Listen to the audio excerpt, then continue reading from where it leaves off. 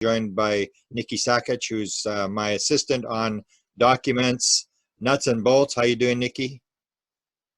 Hello, I'm doing well. How are you, Good. Grant? Yeah, I said to you, we want to do a little pre-intro here just to sort of update people. We're going to do the Wilson document. We talked about it last night. Yep. But since last night, a bunch of stuff has happened. You watching the boards. Eric Davis is under attack. And all sorts of weird stuff is happening. But what I've found today, I've heard this for a couple of weeks now, that the major media has gotten a hold of these stories. And just for a little update, I don't know if this is going to happen. The rumor story is the New York Times is about to drop something, or unless it gets killed. They're working on it. The New York Post, which we talked about in the interview last night, which people will see, the New York Post is still working on this. They're talking about putting the interview with Eric Davis back up again and leaving it up this time. And I've got a call from another major reporter, and it appears that the major media is now shaking the tree. So I just wanted to do a little update to the thing. Now we're going to go to the actual interview that we did last night. So just to update people, I predicted the December 2017, I think I was one of the few people that went beforehand and said it was going to drop, and it did drop. And I'm feeling confident enough now that there are, whether these stories drop or whether they don't drop, people are actually working on this story right now, or on these aspects. Crash saucers, who's in the government knows. And there's even a story that Trump will be asked about this tomorrow by his son. So we'll see what happens. It's kind of an active time. I just want to do a little update to update people. So what do you think of that? That is exciting and interesting to me, because I think it should be every major news outlet, but we'll take two at a time, especially if it's the Post and the Times. So okay, we'll see what happens. I mean, it's like sometimes you wait, nothing happens, and you just hear rumors. But I've heard these rumors for a couple of weeks, and today it seemed to be substantiated that there is something in the pipeline, and whether they get it past the editors or not, we'll see. So thanks, Nikki, and we'll catch you on the other side, because we're now going to play the tape of the interview we did last night. So thanks. Anytime. And who started talking about them first, and how you got actual possession of the documents. Okay. And I think people are confused by this because they hear this narrative of Mr. Dolan, and then they hear your narrative as well, and they don't realize that that's one of the best parts, is that you guys have kind of both come to this research conclusion via your own paths of looking into these characters that are players in the Wilson document. Yeah, and that's what interested me when I saw it. I've seen a lot of documents, and when I saw the names in the document, I knew this was a different document. I knew this was because as I've explained many times, I saw the name Oak Shannon, and now Oak Shannon is sort of like a household word among people who are doing documents. But I can absolutely guarantee you, in 2018, when I saw that document, nobody knew Oak Shannon was. He was part of the UFO working group. He was part of John Alexander's UFO working group, which I exposed as the advanced aviation. No, the UFO working group was the Advanced Physics Theoretical Working Group, and they used that name to stop the FOIAs from coming through. But Oak Shannon was part of that group. That's how I knew him. I knew he was friends with Eric Davis, and so when the document came up with his name, I knew it was important. So it's gone back and forth. So let me sort of spell out for people exactly what happened, exactly how this all fits together, because there's a new article that's just come out today or yesterday by Billy Cox. Now here's Billy Cox. I've known Billy Cox since the mid 1980s, when he did a story for Florida Today on Ronald Reagan and the alien invasion remark. And that's Cheryl Jones. She used to be an anchor for CNN. She used to be the host for the X conference. She was the master of ceremonies, and of course Stanton Friedman. And this comes out of the Stanton Friedman files that you are helping me put together. So this is one of the photographs I got with Billy Cox out of there. So Billy did this article on the Wilson document, but this is not the first time he's done it. This goes back, most people don't realize, this story goes back to 2008. Billy Cox did an article there.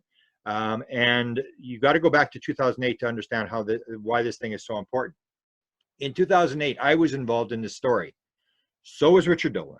So was Billy Cox. So was Giuliano Marinkovic, who is probably the key guy that has all the material and knows how it all fits together. He was from Croatia. He's now, I believe, in Ireland. Stephen Greer was involved in the story. Mitchell was involved in the story. There was a pile of people involved in this story. Most people don't realize this story goes back. We were all in this story at the beginning. Everybody just has got religious about this story in the last little while. This story is an awful long story. That everybody knew this had happened in 2008.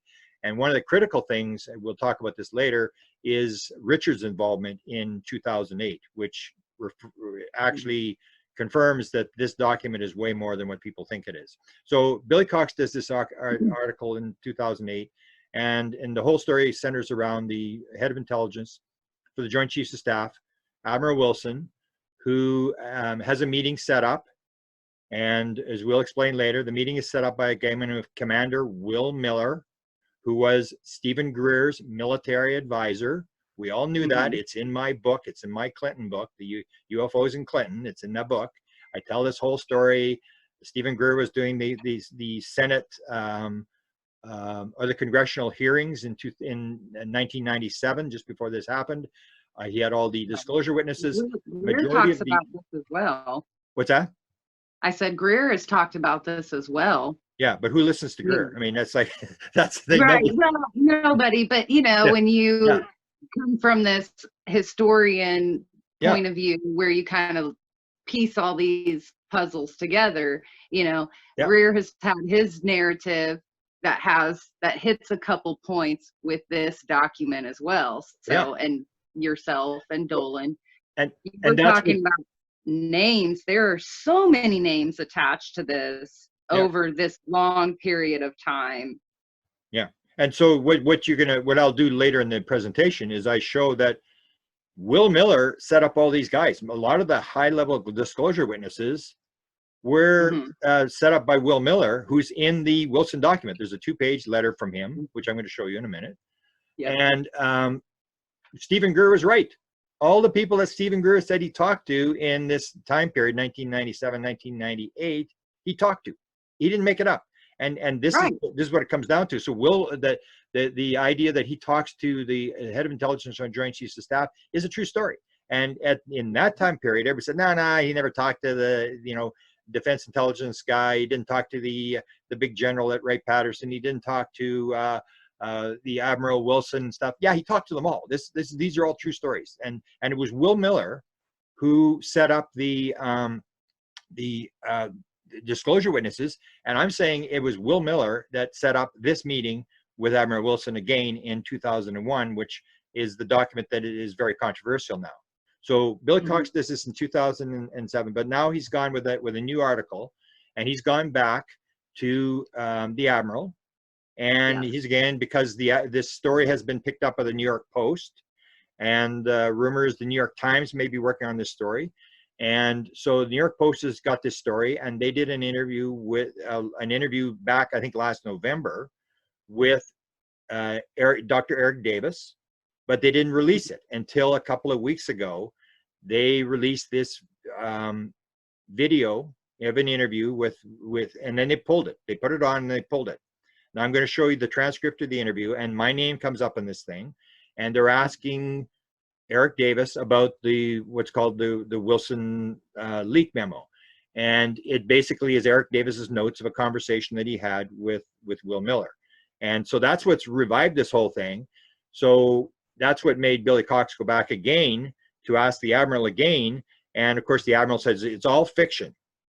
So, and so he just quotes. Now, Billy Cox does not interview me. He does not interview Dole on this thing. He just goes back to the Admiral again, and he asks the Admiral, and of course the Admiral basically says, you know, no, it's all fiction. That didn't happen. I wouldn't know Eric Davis if he walked in right now, which may be true, because he had this interview was like now almost 20 years ago. He may not know Eric Davis if Eric Davis walked in the room.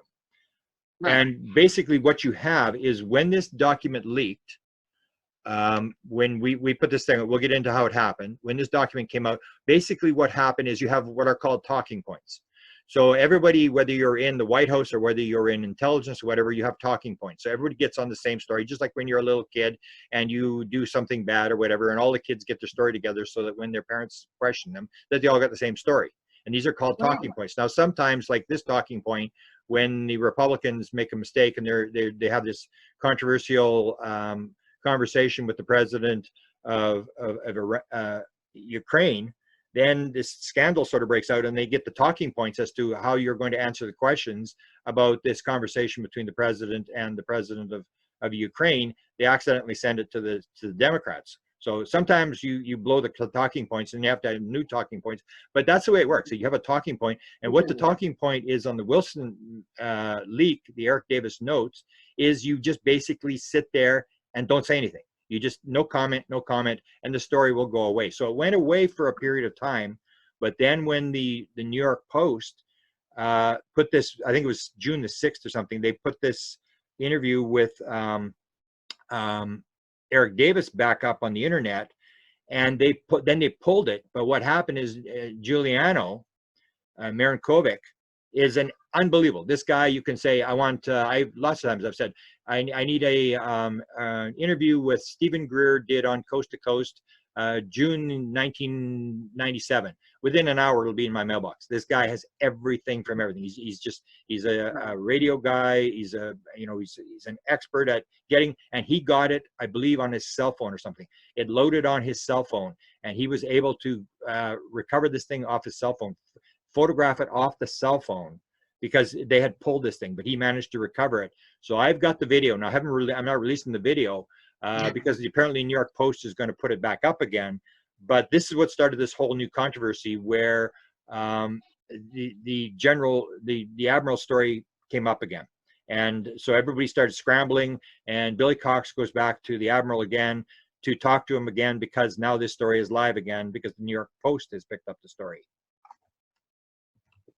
It's the fourth denial. This is according to Giuliano.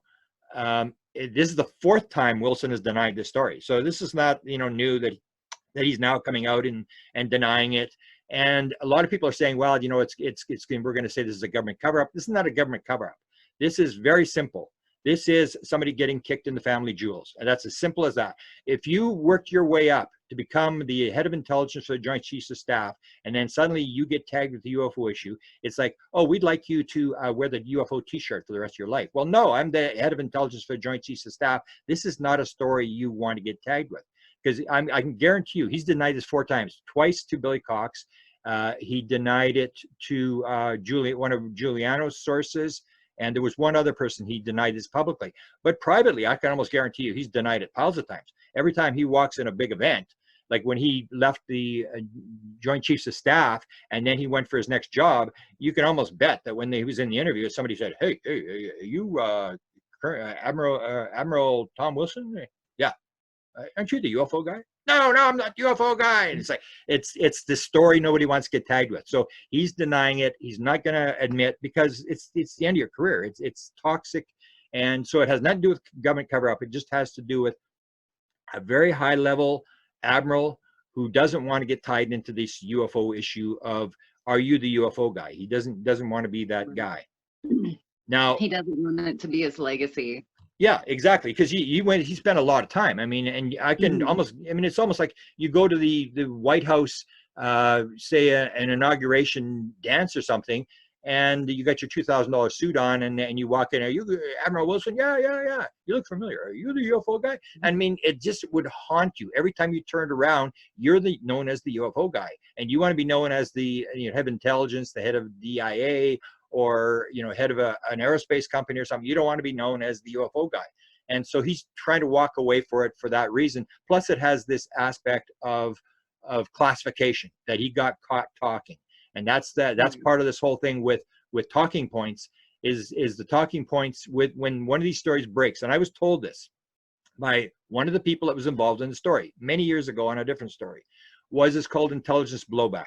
So when a story like this breaks, when suddenly Eric Davis and the Admiral are talking about UFOs at a very high level, and that story leaks out, I mean, you could lose your job, you could lose your security clearance, and it's called intelligence blowback.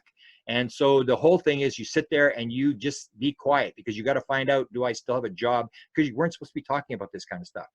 Now, one of the other intelligence things, and this is one of the things that people, this story's been told like 50 times and nobody picks up on this.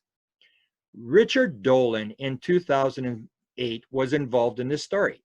And the reason he was involved in this story is because somebody involved with the story showed him the first 2 pages of the document. And everybody forgets that. Everybody thinks this, oh, this is this document and it was hoaxed or whatever. Well, no, Richard Dolan saw the first 2 pages of it in 2008. And that's why he went to Admiral Wilson in 2008. He's the 4th denial. So he goes to Wilson and he ambushes him and he says, I want to talk about Navy history or whatever. And he gets Wilson on the phone and he says, oh, by the way, I actually really want to talk about a UFO meeting you had with Stephen Greer and Edgar Mitchell and Will Miller. And he said his voice just went like a girl. He just went like crazy.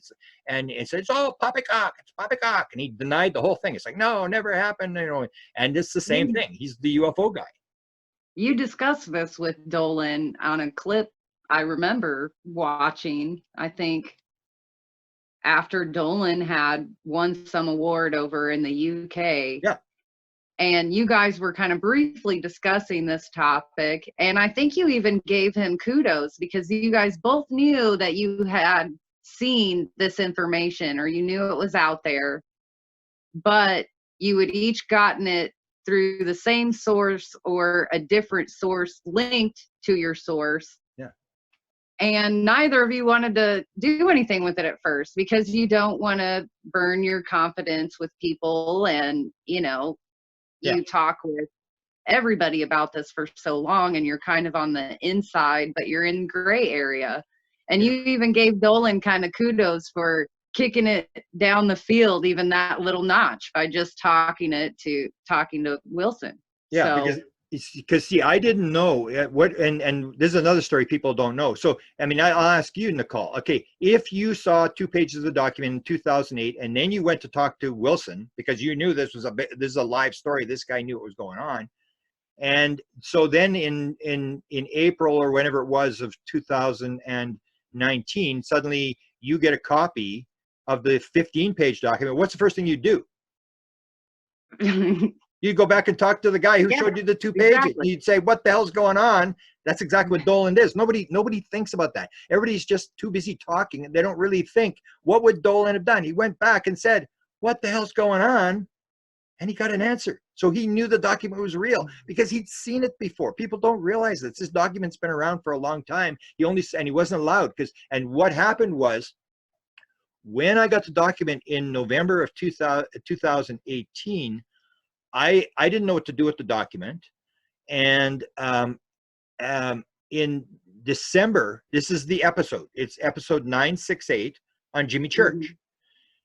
Dolan goes on, and at 2 hours and 15 minutes into the interview, he starts talking about this document. Jimmy Church asked him a question. He says, Richard, you ever seen a document that you weren't allowed to copy, you weren't allowed to take notes, and you just looked at it and you went, oh my God, I can't believe what I'm looking at. And Richard says, yeah, I kind of saw a document like that once. And he starts describing the Wilson document. So what happens is I get the document from James Rigney. So James Rigney contacts me and he says, did you show the document to Dolan? And I went, no, I haven't showed the document to anybody. And he said, well, Dolan's talking about it. I said, no, he's not talking about it. Yeah, he's talking about it on Jimmy Church. Listen, at Jimmy Church, 2 hours and 15 minutes in. And I'm going, no, he can't be talking about the document. He said, yeah, he's talking about the document. And I'm thinking, maybe I did give him the document. I'm thinking, something's wrong here. How could he be talking about the document? And I go, and I'm telling you, I was shaking when I heard him talking about the document. I go, how did he know about this document? And then when he discovered the document, he knew I was the source of the document. Indirectly, I was the source of the document. So he contacted me and he said, I need to talk to Grant. He went through Dusty. He said, I need to talk to Grant. And then he came to me and I said, sorry, Richard, I'm not talking about it. Now you're in the same boat I was in November. Have a good time. And I basically told him to get lost because I didn't really want to deal with the thing. So I give him full credit that he put his reputation on the line. He put his career on the line to go with the document, to run with the document. But the reason he ran with the document is because he had seen it 10 years before. He'd already seen the document and he knew who had given him the document. He knew who showed him the document and he knew it was the real deal. And now he had the whole document. So that's why he went and he said it was the UFO leak of the century. And that's why he was so convinced. I didn't know he'd seen the document until later on when I put together this Jimmy Church thing, that this is the reason he was so convinced this thing was for real, because he'd seen it already. But he does talk. I think the latest I saw him even mentioning anything about it on his show, he says he hasn't given up the source who gave him the documents, that he got them anonymously in the mail, and Tracy actually got them first, and they were giddy about having all of the pages, and he made it sound like he had suspected somebody, but he's not going to give up that name, and he still hasn't. So, well, I think he knew the document came from me because I'd been talking about it. I talked about it on. Did you mail it to him though? Did you mail? No. There's a source. There's two people's names that we won't give up. One is the guy who got it from Edgar Mitchell, who actually got the files from Edgar Mitchell, and the other one is when I didn't know what to do with the document. I was talked to by James Andolli, came to me in December. I talked to him about the document. He said, can you give me a copy? And I said, no. And then I talked to Michael Hall. I went to get a lawyer in the beginning of January. I didn't know what the heck to do. So I figured, this could be legal stuff. So I got a lawyer. Then I went on Dave Scott's show on his radio show, Spaced Out Radio. I talked about it on there. And then I talked in February of 2019, I talked to Jimmy Church at Consciousness Life Expo. And I said, Jimmy, I'm dropping this thing. I don't know how I'm going to do it, but this thing's coming out and get ready. And that's why when the thing finally, Jimmy Church said, you coming on my show? He was adamant. You get getting on my show. You told me about this thing and all this kind of stuff. And he was really excited because he knew I'd talked to him about this long before the thing dropped. So when Richard got the thing, I know what happened was I didn't know what to do with the thing. So then I decided I'm not into cover up stuff. I'm not into covering up, and I just can't figure out how I'm gonna get this document out. So then I said, well, I can't put it on the internet, but anybody wants a copy of the document. So when James Andolli asked me in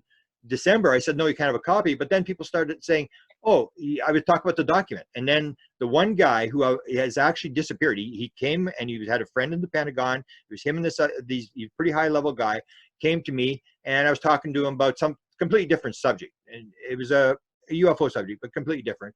And then I told him about the document. He said, well, let me see the document. So I let him see the document. He said, well, why don't you put it out? I said, well, because of this, I never know everybody and all this kind of stuff. And he said, leave it with me. And then he said, oh, the guy in the Pentagon says, well, you just put it on the internet, just put it on a chat group. And I said, well, whatever, And then he phoned me from Chicago, from an elevator in Chicago. And he said, oh, I think that document just went on the internet. And so Dolan got it. So I had talked about it a lot of times. Said that, or is that who you're not going to mention? Is that James Rigney that's saying? Oh, I got it from James Rigney. No, James Rigney is, but James Rigney got it from somebody else in the guy who's actually got all the files. So what happens is Edgar Mitchell dies, and people go to his funeral, a bunch of people, but they don't get his files. So nobody worries about his files. They just go, and the children aren't really interested in the files. They're interested in the Apollo stuff. It's worth a lot of money. But the UFO stuff, it's the same thing as the Wilson thing. It's like, no, we don't want to be the UFO people. No. And so they were going to throw these documents. They were going to throw out all the documents and the files. And this guy said, well, no, don't throw it out. I'll take it. And he took some books and he took some files and whatever. And that guy, we're not going to release who that guy is. Well, that's good. That's the exact kind of source that you do want to protect for. Yeah, because he's not really involved. He's not a UFO guy. He was just a friend of Edgar Mitchell's. and happened to be there. I guess went to the funeral or whatever, and after they were doing the estate. But there's nothing secretive about how he came across the Mitchell files. There's not this cloak and dagger stuff surrounding this character. No. He just wants to be left out of it. Yeah, because he really is not a UFO guy. He's an aerospace guy, but he's not a UFO guy. And anybody, and this is the whole thing that I think, looking back, people like Eric Davis and Putoff would have redone this thing again, is they realized that Edgar Mitchell was on the board of NIDS. And that's the whole thing. What this is a report by Eric Davis to NIDS. The same as the alien autopsy document. It's just a report to NIDS that this is a report, and they should have known that Edgar Mitchell would have these files in his files, and they should have gone and recovered the NIDS files and got them back. But they didn't. They let them sit there. And of course, what's the family going to do? Eventually, they sort of leak out, and somebody realizes the importance of what they are. But it's not like anything spectacular. NIDS, Mitchell was on the board of NIDS. People got to realize he was on the board of NIDS. So was Kit Green. So was Eric Davis. John Alexander was running the NIDS organization. That's why he moved to Las Vegas. All these people were sitting on the board. Bigelow had piles of money. He was bringing in all these high-level people, Kit Green and Putoff, and all these people with all sorts of background knowledge and of what happened in UFOs. And they were trying to figure out stuff, because they came to me on a bunch of issues. They came to me on the Holloman Air Force Base film, because I had a background. I knew the producer. I had done a lot of work. So they came to me. What do you know about the Holloman Air Force Base film? NIDS had put up, it was like a project. Okay, this week's project is we're going to go after the Holloman Air Force Base film. Where is the Holloman? Does it actually exist? Is it classified? And all these different questions. So I knew they were working on that. And the other thing they were working on is they were working on Canadian, Putoff has always been interested in anti-gravity programs. So he's looking at anybody who says they've got a free energy device or whatever. And the Canadians worked on this stuff in the early 50s. So they asked me for that stuff. And I gave it to them, and I really didn't, question them about, give me a report or whatever. I knew they were working on all these different projects. So all the alien autopsy thing was. Slow down, because I think that's what a lot of people miss when you start rattling off all these names. It's not necessarily what they are talking about. It is who is talking about what and when. And it's the same people from 20 years ago to now. And that's why this Wilson document is so interesting, because you're going back and it's verifying not only what you have tracked down over the years and what Richard Dolan has tracked down over the years, but then it segues into the stuff that Stephen Greer says as well. And that's the point I think a lot of people miss. So now that we kind of have this anthology of how the document has gotten out, and we're in the Billy Cox portion of it, talking about William Miller and the talking points. And yeah, here we are today, where they've kind of spewed out. Dolan pushed it down the field a little bit, and now everybody's chattering about it. Yeah. So keep chattering, keep going.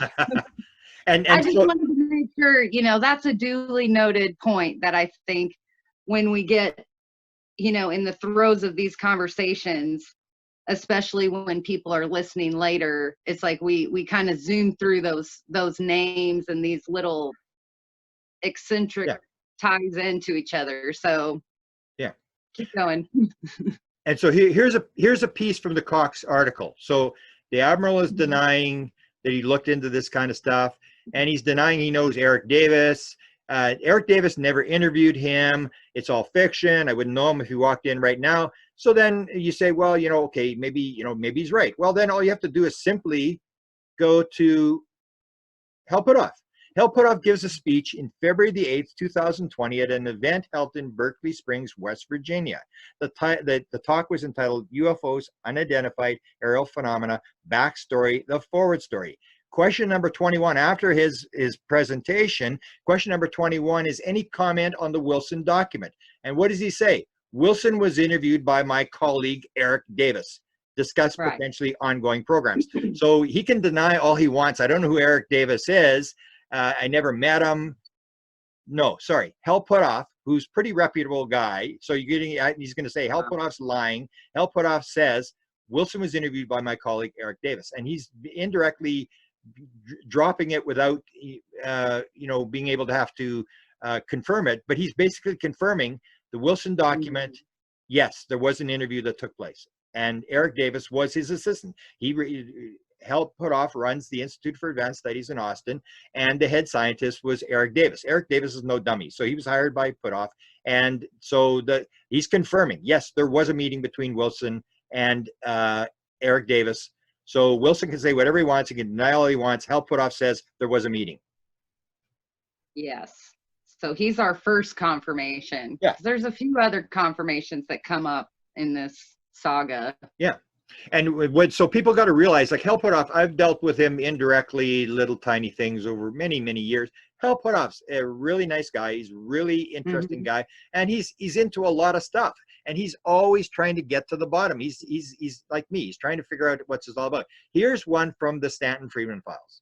Here's a letter. Hal Puthoff, this is a self-addressed stamped envelope where Stanton is supposed to send this back, and Hal Puthoff is going to him the same as he goes to Wilson. He goes to Admiral Wilson indirectly, and you'll see how this happens. He goes to Wilson to find out what's going on, and he goes to Stanton Friedman to go talk about what's going on. Here's what he writes to Stanton. Now, I don't have the actual there's a piece of paper missing, but he says, Stan, since this involves you, I thought I would check whether Dick D'Amato really confirmed what is attached to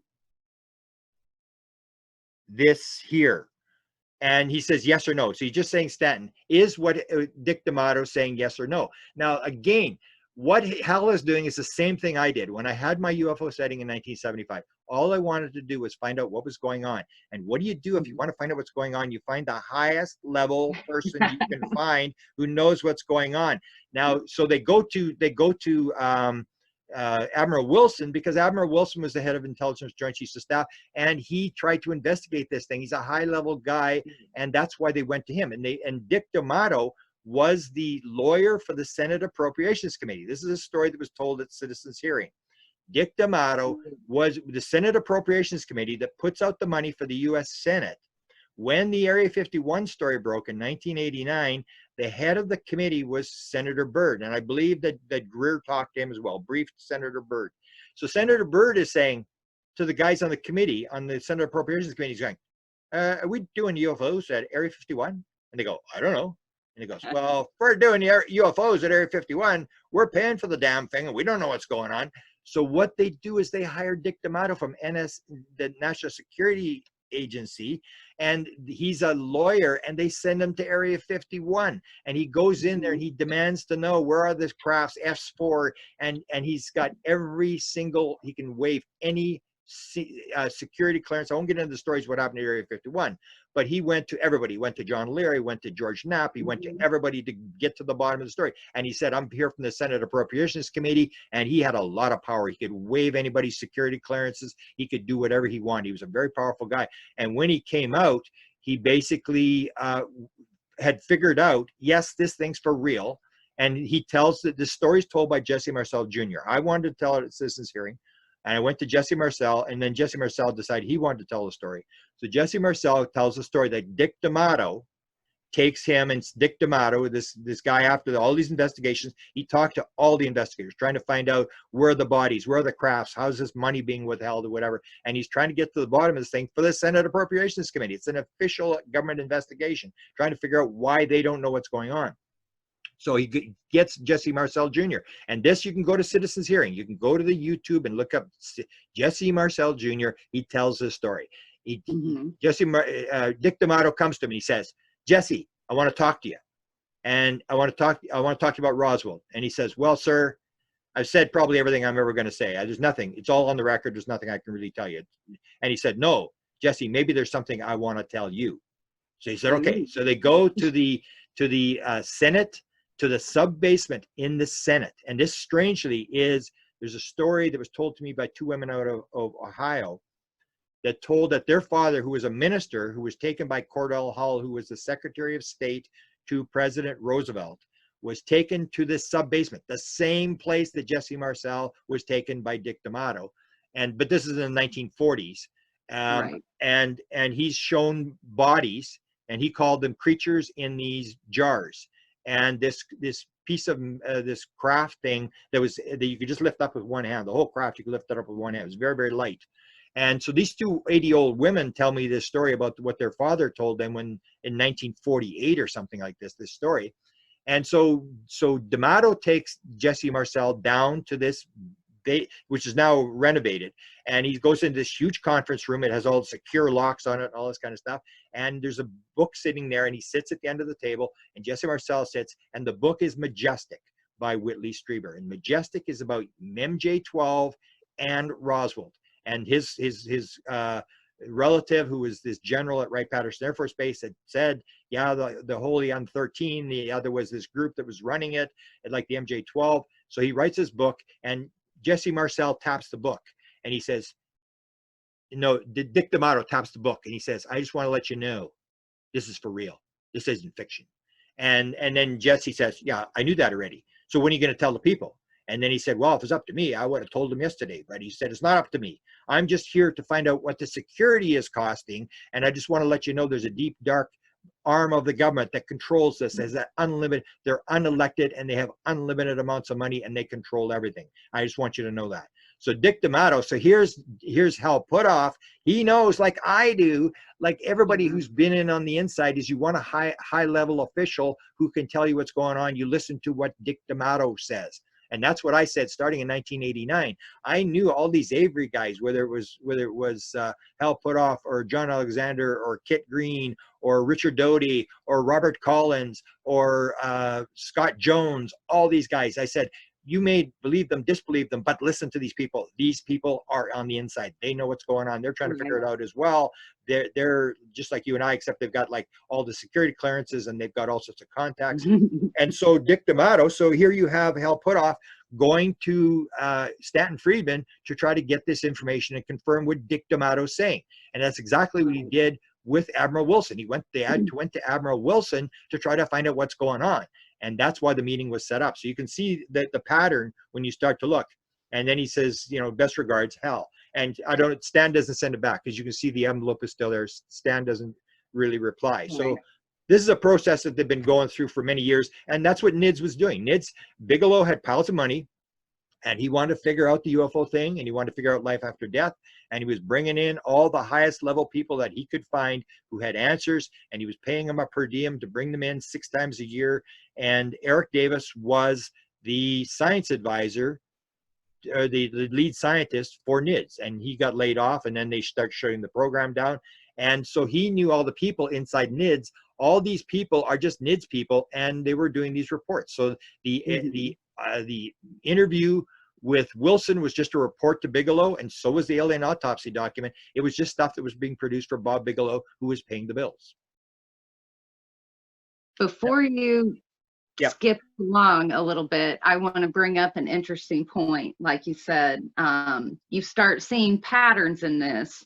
Well, what you just mentioned right there with D'Amato and that admission to Jesse Marcel, you know, that to me starts ringing this other theme that I find all throughout this Wilson document, is that vein of it's the who needs to know and who is need to know, and these players that come up against that wall.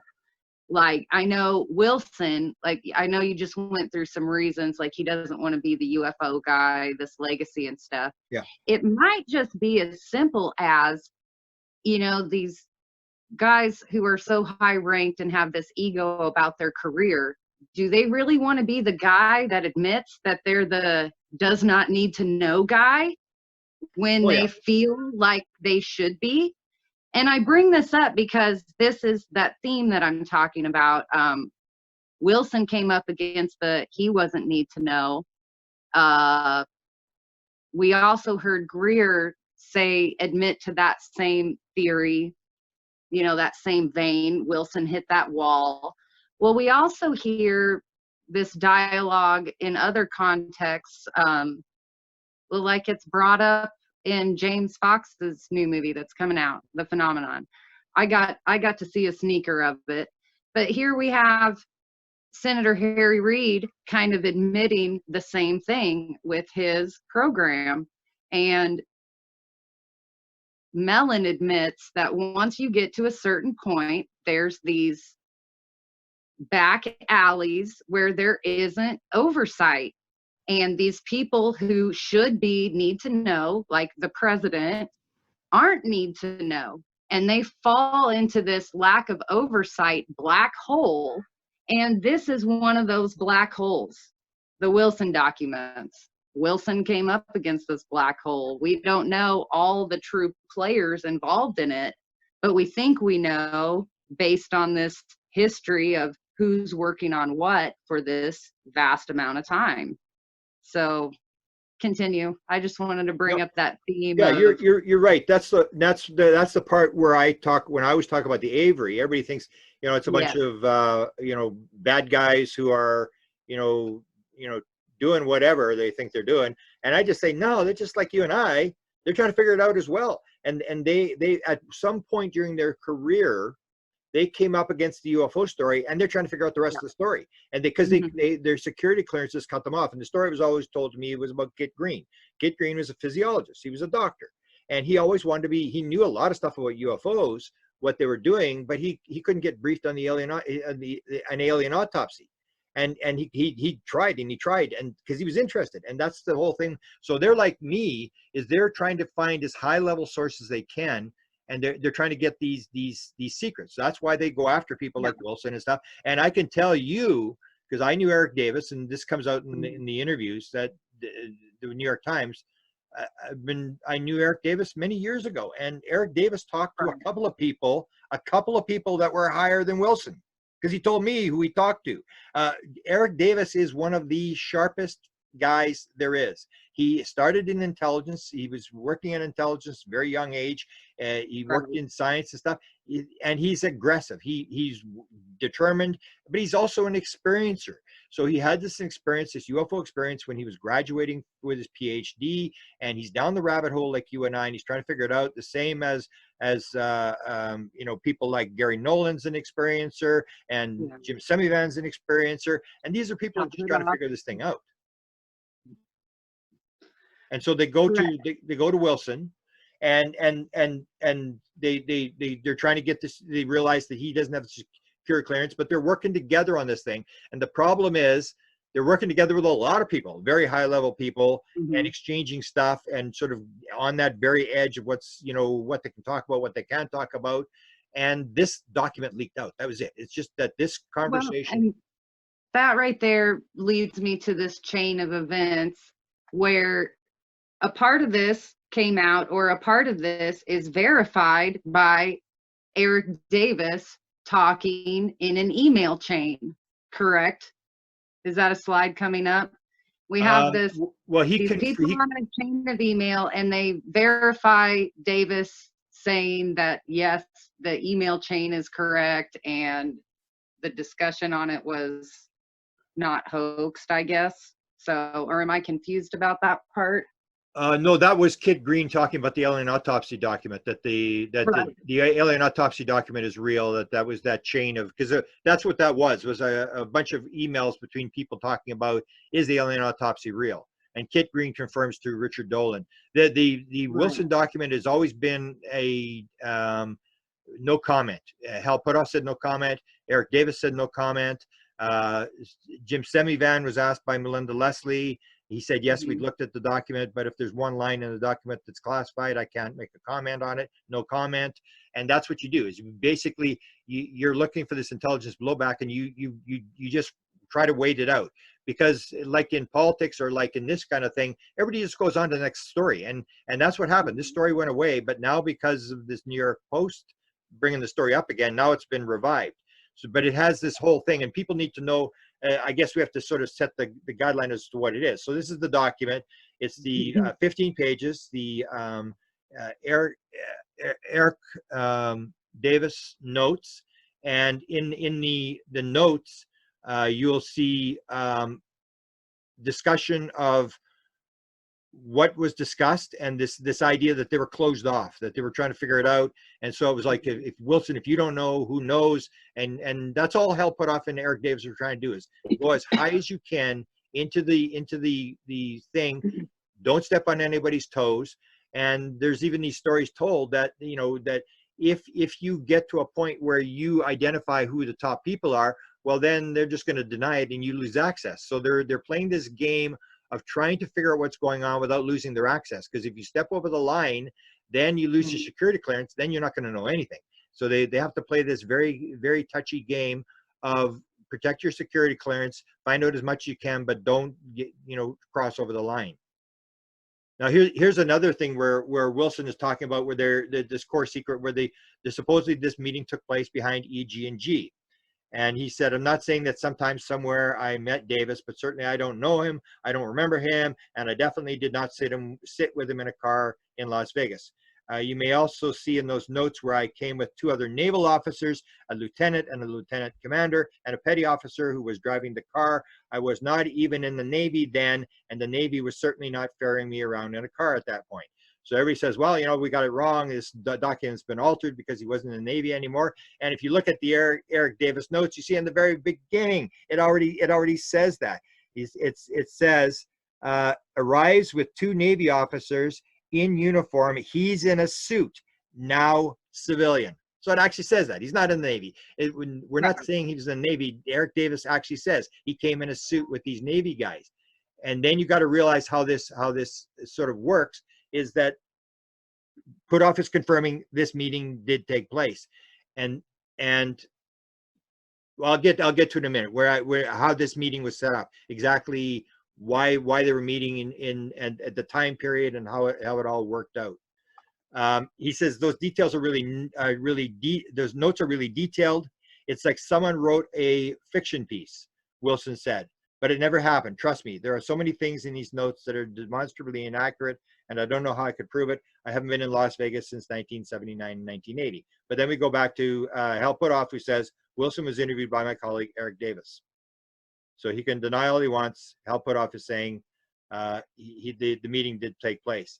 And then this is the other thing where they're talking about the black programs. I didn't chase it down. That's exactly what he said to Richard Dolan in 2008. It's all poppycock. I didn't try to figure this whole thing out. And then it comes down to how did this meeting take place? How the background of how this thing works. So the meeting is 2002, and you have to go back to Commander Will Miller. Now, if you're a skeptic, you're not going to know this because you're not going to really actually do any research. But Will Miller actually gave a 90-minute interview with Stephen Greer a couple of years back. And he tells the whole story. Nobody realized that. They just bring this up. And Will Miller was the guy who set up the meeting at the Wright-Patterson Air Force Base. He tells the whole story about how the meeting was set up, how that guy got transferred out, and then they set the next guy up, and that guy got transferred out, and then the notes disappeared, and how they ended up in the White House. He tells lots of really bizarre stories. He's as open as can be talking to Stephen Greer. And they talk about going to the Hughes, who was the head of defense intelligence. This is a meeting. Everybody says, no, Greer didn't have the meeting. Will Miller says, yeah, I set up the meeting. He's the guy, he's the military advisor to Greer, who's setting up all these meetings. They go with Hughes, and that's when they say to Hughes, he says to them, he says, I went down into DIA and I tried to get all the information I could on UFOs, and the only thing I got was this little alien doll. They'd given us a little alien doll, and he was furious. I'm the head of Defense Intelligence Agency, and I can't get anything on this as well. And the thing was that guy was before Wilson. Wilson took over DIA from that guy. So they went and briefed that guy. Then Wilson became the head of DIA. And so, of course, if Will Miller could set up the interview with Hughes, he could also set up the interview with Wilson, because he's the guy that sets up these meetings. So what happens is this letter is written in April of 2002. And this is the thing where they're talking about here where Hal Puthoff is actually, let me see now. I must apologize to you and Hal for not getting back to you sooner. The fog of war. Current business activities, yada, yada. I would be willing to assist you and Hal in your ongoing research into UFO crash retrievals and entities within the government or outside of it that are involved in that business with the following caveats. So the thing is, In early 2002, Hal Puthoff and Eric Davis went to Will Miller to help them determine where are the bodies, where are the crafts, how does this whole thing work?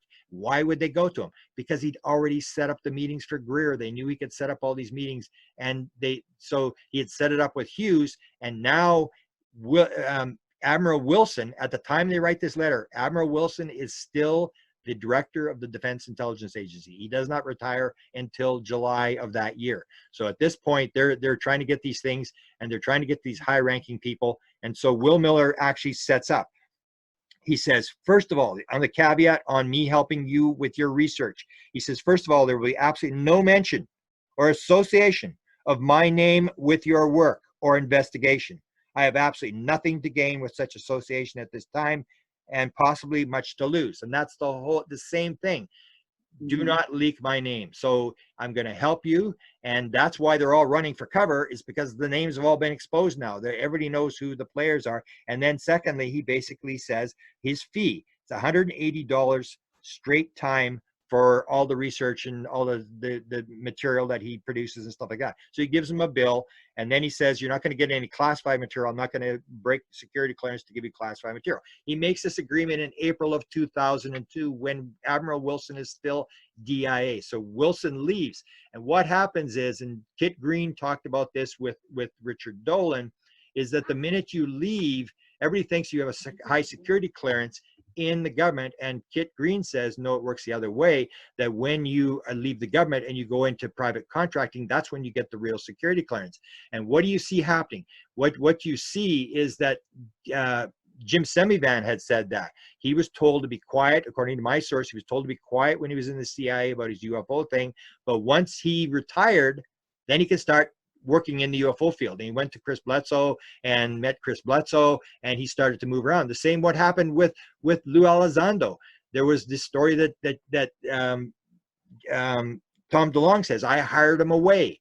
So Lou Elizondo is about to retire, and what happens? The first day, the day he's retiring, he meets with the New York Times, and that's the whole thing. So once you retire, then you can start talking to people, and that's what happens. So the meeting takes place in October of 2002, a couple of months after he retires from the Defense Intelligence Agency. And he's like the same as all these guys, they're under contract. They're still doing contracts with the government. They don't completely break off. And it's quite possible that if he's Defense Intelligence Agency, that he would still have Navy people driving him around. So this is how this basic meeting was basically set up. And all they were doing is the same thing as going to Stanton Friedman for information, or going to Dick D'Amato or high-level people. They were just trying to figure out what was going on, and they're trying to find the highest level person they could. Now here's the interview. This is the name of the interview, Dr. Stephen Greer and Commander Will Miller, February the 8th, 2013. Yeah. And now, so the Admiral is denying all this material. No, I didn't look. No. Go to the interview. Will Miller is talking in the interview. Greer says, what Commander, he said, I was pleased to be able to set up a meeting at the staff of the J2, Director of Intelligence, back in 1997. That's Admiral Wilson. So in the interview, Will Miller says, yes, I set up that meeting.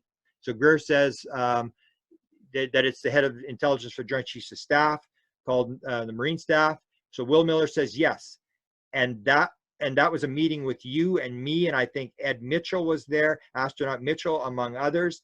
And the Admiral took this briefing with the same level of gravity and interest as he would any other national security, national intelligence matter. So when folks say that the military is not interested in this subject, that obviously is not the case and has not been our experience. So the Admiral saying, no, I wasn't interested. No, I didn't look. And Miller saying, no, he took it with the same level of gravity as any other. In fact, when they're doing the interview, you hear them going back and forth, Miller and Greer, saying he kept delaying. And it was because Edgar Mitchell had to get a flight to New York.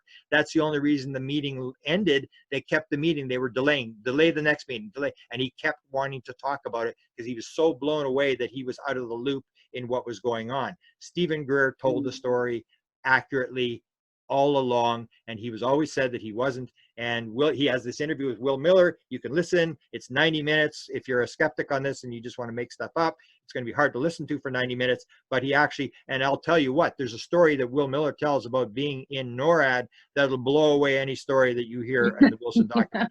I'm telling you, I mean, when you hear what he talked about happening inside NORAD, it was unbelievable. And this is the guy that was setting up the meetings.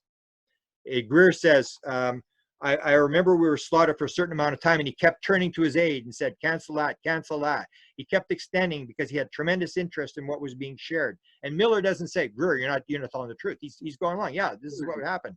Yes, it was also a little interesting. As I was leaving, and here's the thing, we get into the MJ-12 documents. Here's one of 20 confirmations I've got. Miller says this. They're in the office of the head of intelligence for the Joint Chiefs of Staff, the head intelligence in the United States. He said yes. And it was also very interesting. Miller on tape, very interesting. As I was leaving, the Admiral's aide turned to me and said, you know, that subject of Majestic MJ-12 came up, and there's been a lot of debate, as you know, whether that's real or whether it ever existed. And the aide said, you know, we know it exists here at the Intelligence Directorate for the Joint Chiefs of Staff. We just don't have the need to know for what they do. I found that to be a very interesting statement. So when they were leaving, the Admiral's aide confirms that MJ-12 is real, and they're cut out of the loop. This is the part of the story that nobody asked the Admiral about. He's denying all this stuff, and yet you've got Miller, who's in these 2 pages of the 15 pages of the Wilson notes. He's talking about this. He's the guy, he does a 90-minute interview and goes through this whole thing. Whereas the Admiral is saying, I don't remember any details. And that's where people also get, that little detail gets buried, I think, when people start comparing MJ-12 documents and this document. You know, they run the gamut of how to debunk and defraud and go through all these documents, and you hit the wall of they're fake, they're not fake, the information's real, the document's fake, you know, all the tangents. But then they miss that point right there. That, like, double confirmation is another theme carrying over into these past, it's almost 20 years with this. If we're talking 2002 and these meetings going on, we'll have the anniversary in a few and have a party. Yeah. And so the Admiral's saying here, I had too many things to do. I didn't look into this. No, I didn't. You guys are making this story is being made up about me trying to figure out what was going on, and that the documents say that he tried to figure it out, and they told him to back off or he'd lose a star, and the people hanging up the phone on him and stuff like that. And so he denies the whole thing again in this latest article to Billy Cox. But if you take a look at interview that was done with Edgar Mitchell on Larry King Live, he does the interview, and there he said, here's Edgar Mitchell. I eventually went to the Pentagon and asked for a meeting with the Intelligence Committee of the Joint Chiefs of Staff, which I got with another naval officer who had many similar experiences, and that's Will Miller. We told our story, and there's this gentleman, a Vice Admiral, which is Admiral Wilson, said to us, well, I don't know about that, but I'm going to find out. He called a few weeks later and said that he had found the source of the black budget funding for this project, and that he was going to subsequently investigate, because if it was real, he should know about it. And the matter of fact, he should be in charge. And that was his words.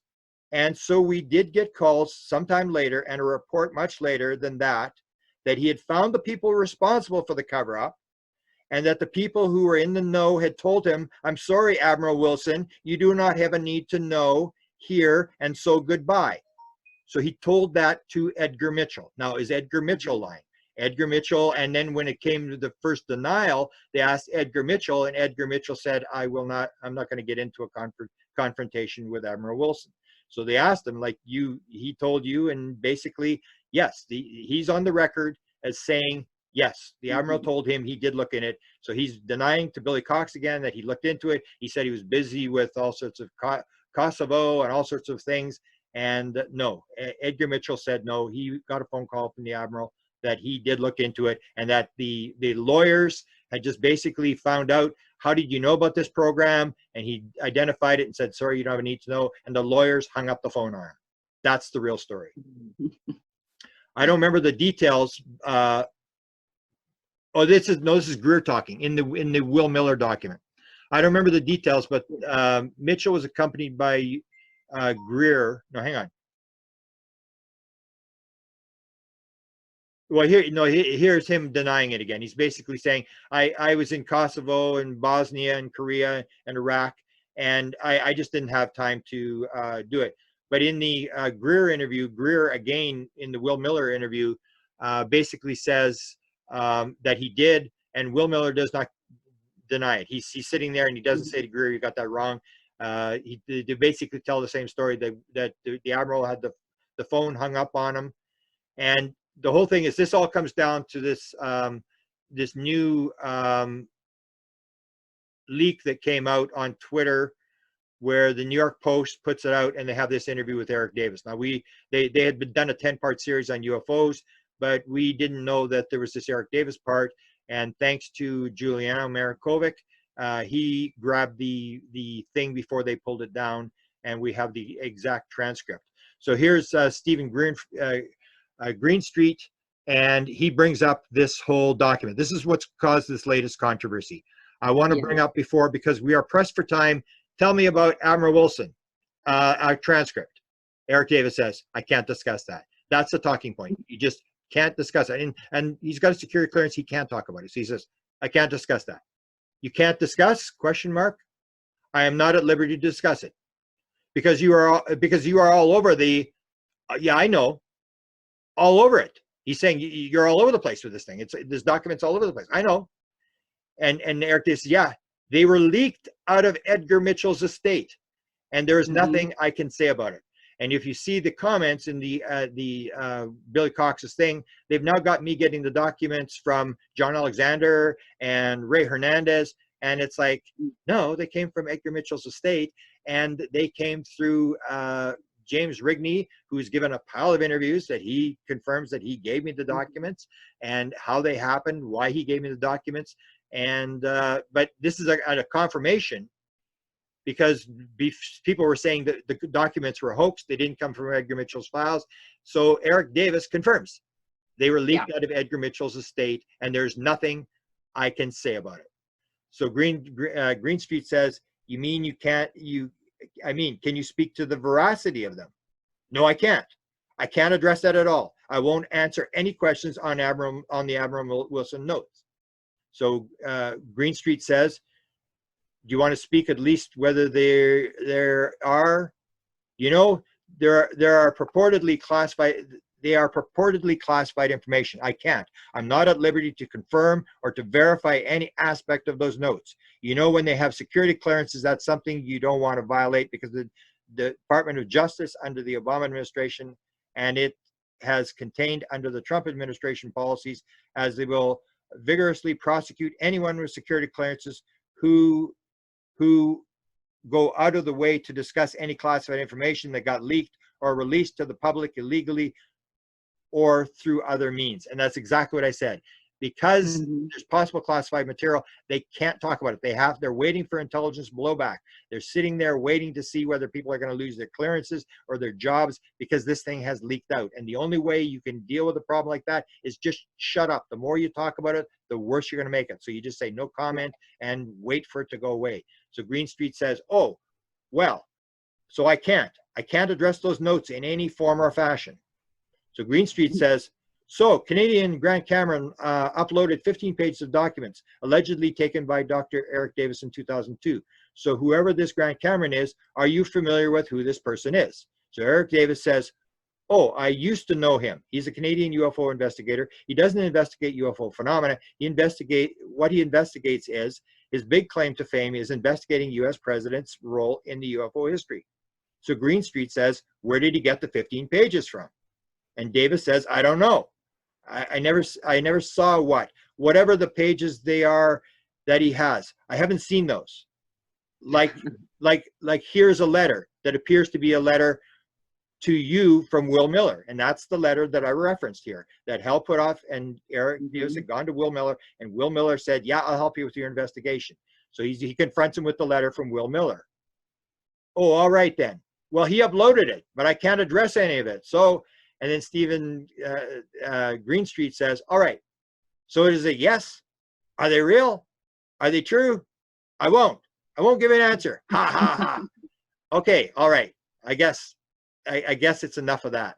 And so basically that's how it ends, that he basically denies it. But what we have is a confirmation from Eric Davis that they come from the Wilson files, which is exactly what I said.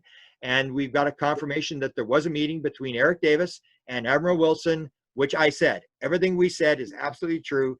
And we're getting clear confirmations that the story we put out, I got the documents from James Rigney on November the 5th of 2018 at the front door of the Aquarius Hotel. He showed them to me onto an iPad. He later mailed them. I was going to put them in a book called Beyond Managing Magic, which we may still eventually release.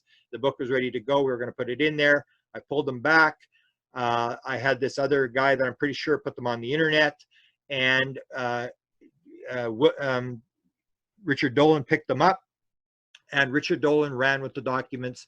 And now we have a situation where we have reporters in Australia looking at this story, potentially New York Times, Post, and everybody's looking at this whole story and trying to determine whether it's real. And it all goes back to the good work of Richard Dolan, who was actually shown 2 pages of the document back in 2008 and knew this was real.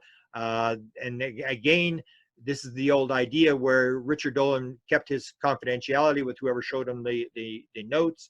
But eventually, when you start showing these notes to people, you have only yourself to blame when they leak out, because they were shown to Richard, the same as the Nimitz video was leaked in 2007 to a German production company. They didn't run with it, but people are leaking this stuff all the time. And then when the stuff finally leaks out and gets some traction, then everybody have to run for cover. They say no comment, and hope you still have a job when it's all said and done. And again, I mentioned that I talked to a lot of people before this document went public. I talked to Jimmy Church at the Expo 2019. He will confirm that we had a conversation. We didn't get into details, but Michael Hall was with me, my lawyer, and we went through the whole thing that this was going to happen. We just didn't know how to make it happen. We didn't know, because I had the thing where I knew these people. But again, I've dealt with these people, and there are people that are higher than Wilson have been talked to. These people, whether it's Hal Puthoff or Eric Davis or Bigelow, these people are doing the same thing that I'm doing. They're trying to get as much information they can from as highest sources they can. They just have better access than I have. But I've heard some of the people they've talked to, and they have done an excellent job. And this was just a leak of documents that if they had gone to the Mitchell funeral and had gone to the family and said, oh, you've got some notes there from a board that we would like to recover, this never would have happened. Nobody paid any attention. It was just an oversight. Nobody worried about what happened with these files. They leaked out. End of story. Just a simple leak. And now we have possibly sort of a plan that basically tells us how this cover-up has taken place. Well, and you say they came from the Edgar Mitchell files, and just in case there's people tuning into this that don't realize, you have followed Edgar Mitchell for the better part of your career, correct? I mean, this just wasn't like, ooh, I'm going to dig in Edgar Mitchell's stuff and find this stuff randomly. Like, you had kind of followed Edgar Mitchell's work and what happened with it and all the ins and outs of it over decades. So yeah, he was one of the guys. So we knew like when I had the Avery, the list that everybody uses for the Avery of like Richard Doty and as the Falcon and Collins as the Condor and stuff. Those are the names that I got in 1989. Everybody's using my names, and I got it from a guy in Great Britain. So these people have sort of been around, and we're just following these people, and Edgar Mitchell was one of the guys. So he said, you know, I had people that told me about Roswell because he came from Roswell. And when someone says like that, you just carefully pay attention to everything Edgar Mitchell says. And you're trying to find out, because there's a story, was he briefed by Bush? He was friends with Bush. And he said he got a briefing. So then we try to figure out, okay, who briefed him? And that's all you're doing, is you're going to that very high level instead of, you know, doing citing reports and stuff like that. That was my thing. That's why I went to the president of the United States, because I figured, oh, the president's got to know what's going on here. And that's why I chased Ron Pandolfi. And actually, Ron Pandolfi is now in this story. If you saw it today, yeah, there's an email chain where Ron Pandolfi is saying, well, is Eric Davis lying? And when you hear Eric Davis say Pandolfi's a total nutcase, and nobody in the intelligence community trusts the guy, and nobody wants to talk to him and stuff like that. So now he's jerking the chain, and he's saying, well, you know, is he lying? Is he a loon or crook or worse? And he's digging in now, and they're all laughing about this thing. But these guys have been around, Pandolfi and Sarfati and all these guys. It's the same guys over and over again. And I, at one point, I was in some of their email chains where I saw some of the stuff they were talking about, and they just have better sources than you and I. And that's why you've got to listen to these people, because whatever you want to think about them politically or what they believe or whatever, these people have information that you and I could benefit by listening to what they've discovered. Well, and I think I've followed these groups of names over the years because of, like, what you just mentioned, and mine are even sillier than yours. Here you're researching presidents, and I'm like, ooh, remote viewing sounds kind of cool. They made a movie about it with George Clooney. Hal Puthoff, what? Hal Puthoff is all over the place now, and he's been all over the place for 100,000 years, because he's that old. And I don't know, you look at these little snippets of what he's been involved in over the last 50 years plus, and how we relate these stories to our history in ufology, whether it's nuts and bolts or all these spin-off segues into it. These players have been along for the entire anthology in some way, shape, or form. They're just always so compartmentalized, and they're not able to talk about what they want to talk about. So I always listen to them. And honestly, like you said, so who's lying? Eric Davis, Admiral Wilson, or Hal Puthoff? I don't really think Hal Puthoff's character seems, you know, liarish, you know, as Eric Davis. Admiral Wilson has probably the most reason to deny anything, based for whatever reasons at all. You know, he doesn't want to be the crazy ufologist, but or the guy that leaked something he shouldn't have leaked. He shouldn't have been in the meeting with Eric Davis. He shouldn't have been telling people about who had the briefings and stuff like that. And that's what they're scared of, because you hear the stories, like, I mean, you know, the people that you can ask them, you know who's running the show, and they'll say, yeah, I know who's running the show, but I'm not going to tell you, because if I told you, they're going to deny it, and then I'm going to lose access. And that's the other thing that people got to realize, is that they got to keep quiet, because if it becomes like me, like I've got a big mouth, well, then nobody's going to talk to me. So they're gonna, it's like they go to Wilson's thing, and he gets his next job, and can you keep a secret? And that's part of what it's about, is can you keep your national security oath? Can they trust? And so these guys have been in security, they've been in classified jobs, and they can talk to each other because they can trust each other. And that's what they've been doing. They've been talking to each other for many, many years, and they don't want to talk to you, especially to me, because I really don't have any benefit to, you know, I'm not going to get a patent. I'm not going to have a contract with the government. And I just want people to know what's going on. And so anything that comes to me basically gets put out there. And so they won't talk to me, because unless they want it out, which they would do is leak stuff to me if they want it out. They'll just say, tell Grant this, and he'll put it out. And then you got to watch out that you're not being led to disinformation, which is, you and I have both talked to Richard Doty. And I did the interview with Richard Doty, and most people don't. They sort of, they say, well, he's people put him in a category. He's a good guy, he's a bad guy. And I go, no, he's a guy doing his job. Richard Doty's a guy. And so I go to him and I say, oh, Richard, what about this? What about that? And then he says drops a bunch of bombshells, and then Hal Puthoff confirms, yeah, he worked for me. And that's what the same thing. Why would he have Richard Doty working for Hal Puthoff, because Hal Puthoff's trying to figure what's going on, and Richard Doty knows where the bodies are buried, so he brings them in and pays them to what happened here, what happened there. And that's the way it works. You go to the sources, you forget about, you know, labeling the source, and find out what they do. It's like an intelligence thing. If some guy is got a drinking problem, what do you care? Buy him a beer. Let's sit down, and you've got to be friends with everybody, and you've got to figure out what the guy knows. And it really doesn't matter what the guy does in his spare time or anything like that. So they're just working an intelligence job. They're trying to figure it out for themselves. And maybe they get a contract like Eric Davis and Hal Puthoff and people, they've got contracts, or they're going to make money out of it. But a lot of it is just the fact that they're experiencers and they're trying to figure it out. They're in same as you and I. Why are you and I in the game? We're just trying to figure it out. Yep. We're trying to see how it all connects. That's what we're trying to do, because it's all connected. And it makes sense to go to the people that know what's going on. And that's why they went to Admiral Wilson. And the story just leaked out because people didn't go to Edgar Mitchell's funeral and get the notes back. It's as simple as that. There's no big conspiracy, nothing. Just somebody didn't get the notes back. They knew he was on the board of NIDS. They knew he had all these notes about different things, and they should have gone and got the notes back.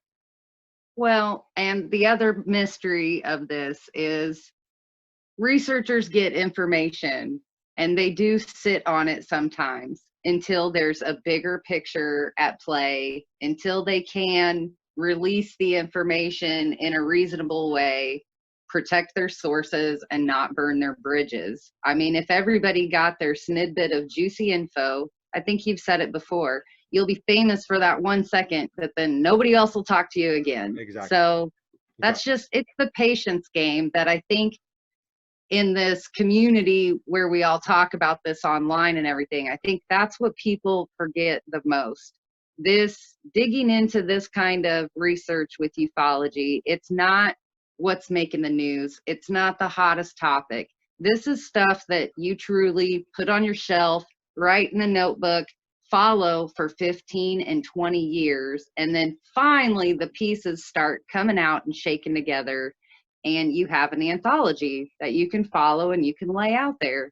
And then the document comes to light to back it all up. So, or you have a situation like Stanton Friedman, where you keep it and you die, and then someone like me goes to your, just the same thing as Mitchell.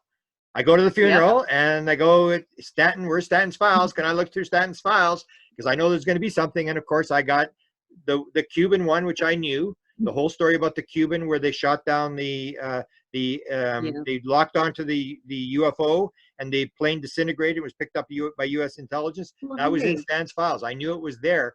And that's the whole thing, that in people's files, they will have this kind of bombshell stuff. And someone like me will go to archives and they will look at all this kind of stuff. There's no big conspiracy, government conspiracy.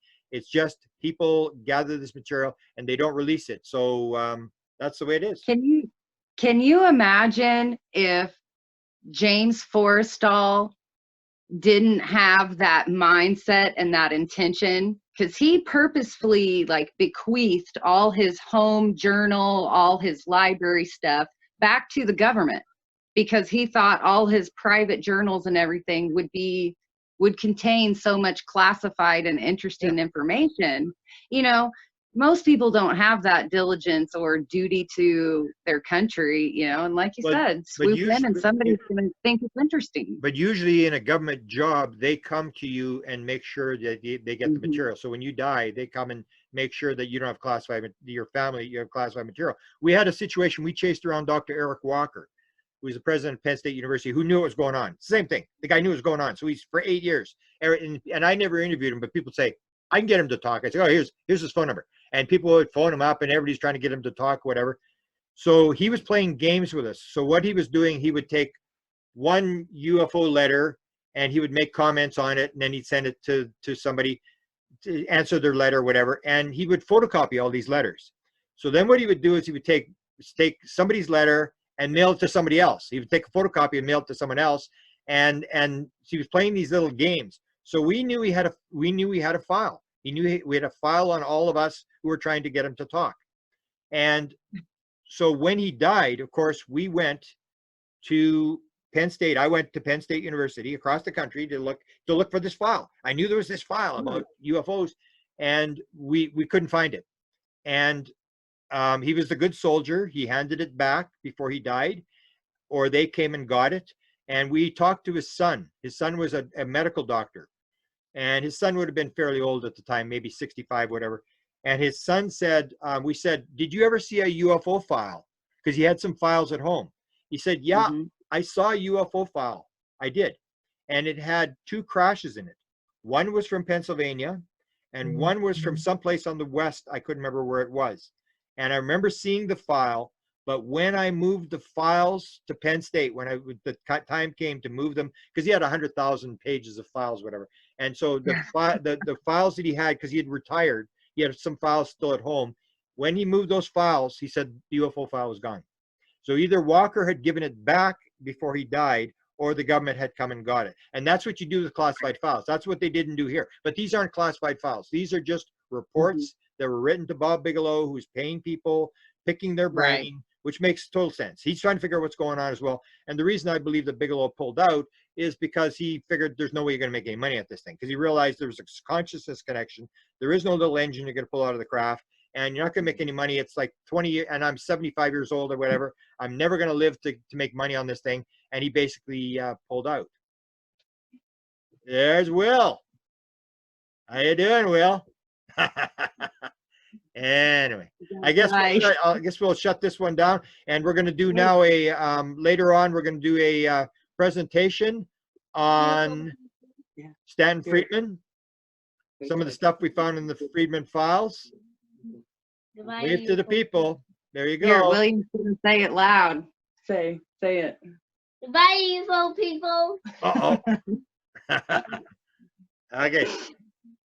All right. We can talk soon. This was good. I hope it straightens some stuff out and maybe makes it less confusing. We'll see. Either that or we just stirred the pot. Yeah, well, yeah, the people, it's the old story. The people that once a person makes up their mind, people don't really change. That's where I was talking about Stanton Friedman, where he didn't really convince any of the big skeptics. They just went. So people they're going to come up with I don't want to convince anybody. I just want to lay out the facts in kind of an order, and I think we accomplished that. Yeah, that's all I want to do is, again, I've told the story before. I'm just going to lay out the facts of how it happened with my situation, where the documents came from, and people can do whatever they want.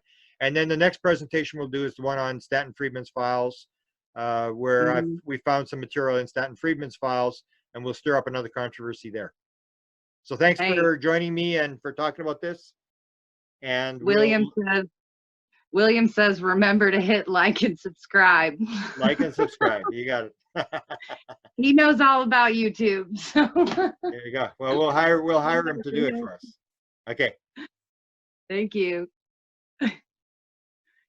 Bye, Will.